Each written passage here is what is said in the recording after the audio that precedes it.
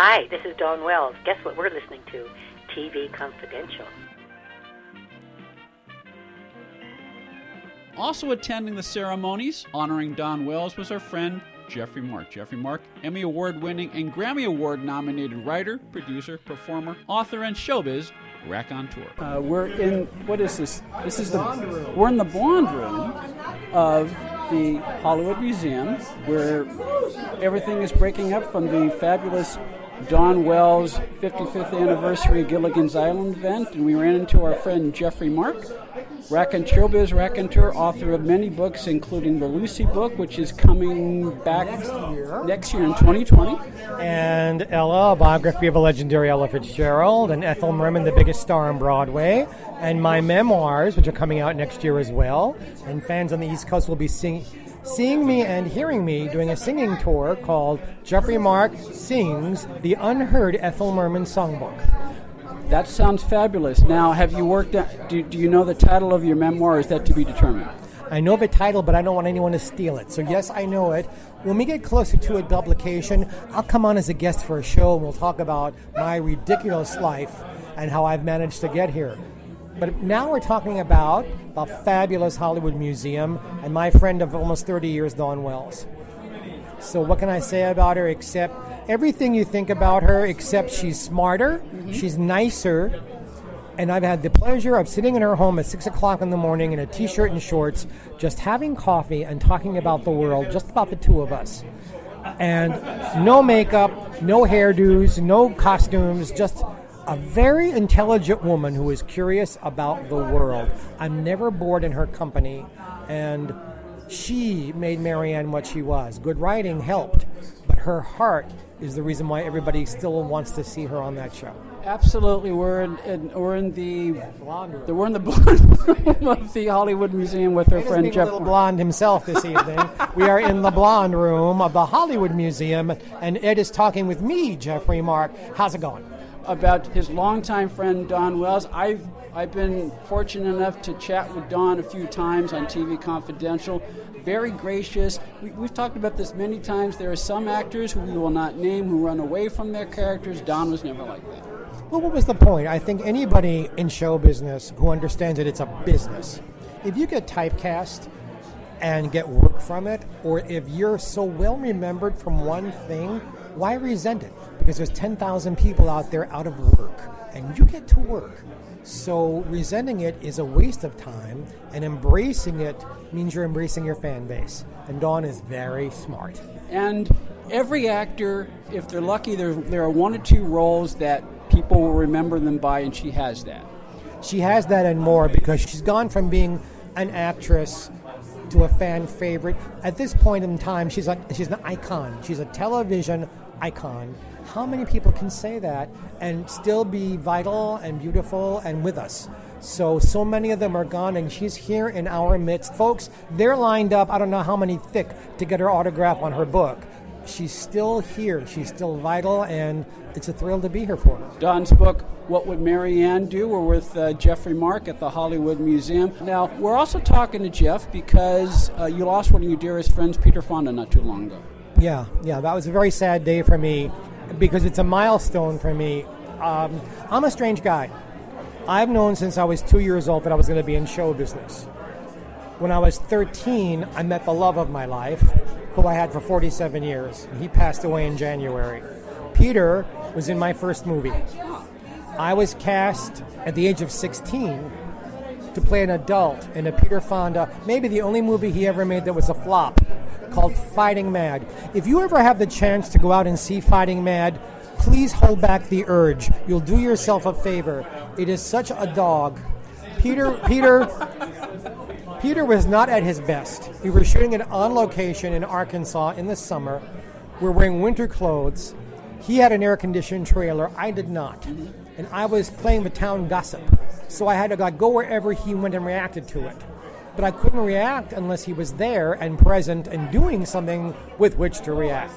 And whatever substance was happening that day or that week, because we shot for about 3 or 4 weeks in Arkansas, it just I've never seen a full cut of the film. I've seen bits of it on HBO.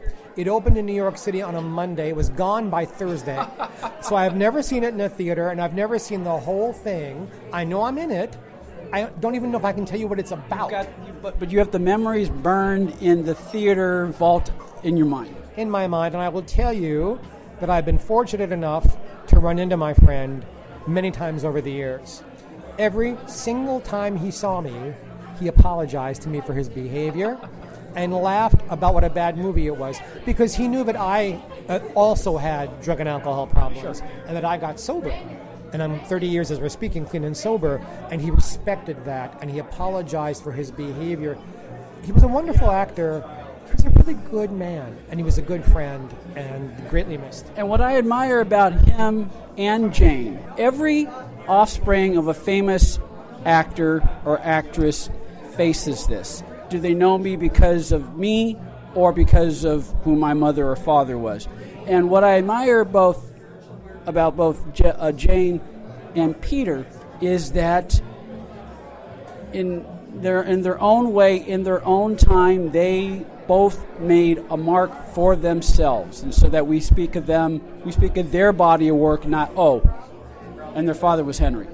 To come out of a home where your mother is mentally ill, both of your parents are celebrities, your father does not know how to handle being a father or his wife's mental illness. It was not a happy home. And yet, as you brilliantly just said, both of these people, maybe the last name Fonda opened a door for them, but if they didn't have the talent and the looks and the ability to learn their craft, both of them learned how to be comedians, how to be actors, and how to be professionals, which is why Peter was working until he got ill, and Jane is still working to this day. It wouldn't just be because they had a famous father. Absolutely, absolutely. Geoffrey Mark is with us as we're in the blonde room of the Hollywood Museum. Geoffrey Mark, always good to see you. Thank you, sir. Geoffrey Mark sharing a few memories of his friend Peter Fonda as part of an exclusive interview that we recorded from the floor of the Hollywood Museum after the unveiling of the new lobby exhibit honoring Don Wells and the legacy of Gilligan's Island. For more information, thehollywoodmuseum.com. As it happens, a few days after we saw Geoff, we learned about the passing of Rip Taylor. Rip Taylor, the zany confetti-throwing comedian who was a regular panelist on The Gong Show among his many, many TV appearances. Rip Taylor passed away Sunday, October 6th at the age of 84. Geoffrey Mark was not only a good friend of Rip Taylor, he told us a story last year about a word of advice that Rip Taylor gave Geoff early in his career that made all the difference in Geoff's career as a performer. Geoff told that story last year on TV Confidential. We will play that clip for you right now. Rip Taylor is an incredible, incredible comedian.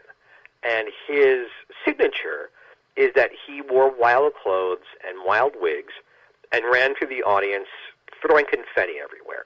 And besides that, he's a very, very funny man and a friend. And I honestly forget where I was performing many years ago.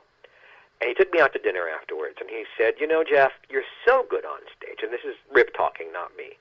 He says, "But you dress like an accountant." He said, "There's nothing special about how you look. You need to do something." And he suggested I go to a specific store. And he said, "Look and see what they have there. See what appeals to you." Well, what they had there, as far as I'm concerned, was hooker wear. That appealed to me. I mean, I may be many things, but I don't think male prostitute is ever going to be on my resume. No. And they did have some sparkly hats, but they were like $50, and I just, not me. Well, the store was inside of an actual restaurant, and that's really all you need to know. Mm-hmm. And they were closing up for the evening, and the man who owned the place came over to me, I was having a very late dinner, because the next day I was going on a cruise as an entertainer. Mm-hmm. And he put one of the sparkly hats on my head, and he said, "You know what? You need this. $5. Now, the New Yorker in me said, "Why are you invading my personal space?" And in about as long a time as it took to think that, I thought, wait a minute, $5? You said $50 2 days ago. Yeah. You need this? And then ripped words. You need something, Geoff. And this guy is saying, you need this. So I took the hat on the cruise with me, And I told the lighting director when we were doing rehearsals, when the cruise director introduces me, black out the stage and just hit me with a follow spot from like shoulders up and above my head. And he did, and the audience went nuts. I mean, they wouldn't let me take the hat off. Even wherever I walked around the ship after that, where's the hat, where's the hat, where's the hat? So one hat became 3 hats, and 3 hats became 10 hats. It has for many years now been my signature, but I wear a sequined cap of some kind on my head. I own 75 of them. The 75th one came this morning, and it is my signature, and it was all inspired by my friend Rip Taylor.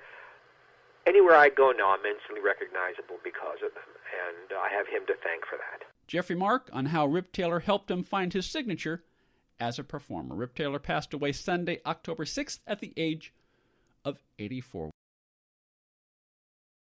We will play more of our coverage from the Hollywood Museum at the end of our second hour. In the meantime, we'll take a quick time out. Then Kathy Fitzgibbon-Rudolph will join us next on TV Confidential. Become an advertiser or underwriter of TV Confidential and let our brand help promote your brand.